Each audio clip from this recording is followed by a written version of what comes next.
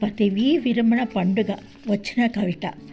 పండుగ వేడుక వచ్చేసిందా, అప్పుడేనా అయ్యో అయ్యో, పదవీ విరమణ వేళ రానే వచ్చి చేరిందిగా. పట్టుశాలులు కప్పి గంధపు పొన్నుకర్ర చేతికిచ్చి కాశ్మీరీ గులాబీల హారం మెడలో వేసి హర్షధ్వానాలు చప్పట్లు లేని హంగులు పొంగులు. ఆనాడు పెదవులతో ఆడిన కళ్ళలు పల్లేరు ముళ్ళంటి మాటల తూటాలు ఏమో అయినవి. ఈ పండుగ నాడు చెప్పలేని అలవకాని పొగడ్తలు దీవెనలుగా మారాయి. గుండెల్లో గుబులు, కళ్ళల్లో నీటి కుళాయిలు. సంబరాల 1వ తారీఖు ఇక రానని మొండికేస్తుంది.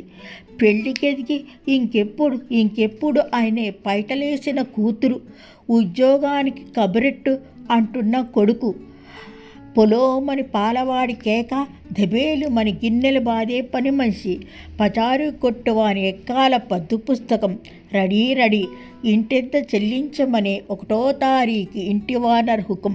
ఇకపై చొక్కా జేబులో చిల్లర, ప్యాంటు జేబులో చిల్లులు, చేతి సంచులో మన్ను మశానం. ఒంట్లో శక్తి ఉందిగా, అప్పుడేనా ఈ పదవీ విరమణ? ఎక్కడిది సాంప్రదాయం?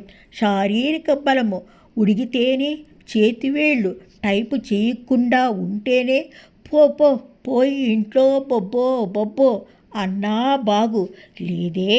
శరీర అంగాలు పనిచేస్తున్న వయసు 58కి వచ్చిందని తరిమేస్తున్నారే. తడబాటు లేని లిఖించే వేళ్ళు, టకటకమని మోగించే కంప్యూటర్.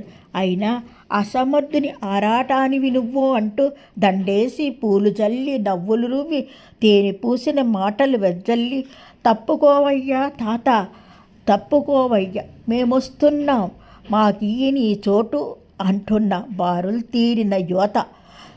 బాబుల్లారా, పాపల్లారా, ఇహలోకంలో నా పనులు పూర్తి కాలేదు నాయనల్లారా.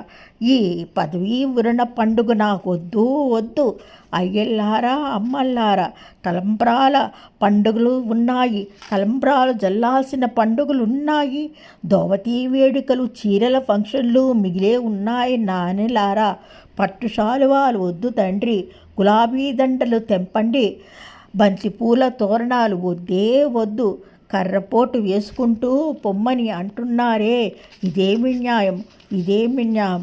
నాకీ వద్దు పదవీ విరమణ పండుగ, అసలే వద్దు ఈ పదవీ విరమణ పండుగ ఉత్సవం. సెలవు. మరి ఎంపీఎల్ టైమ్స్.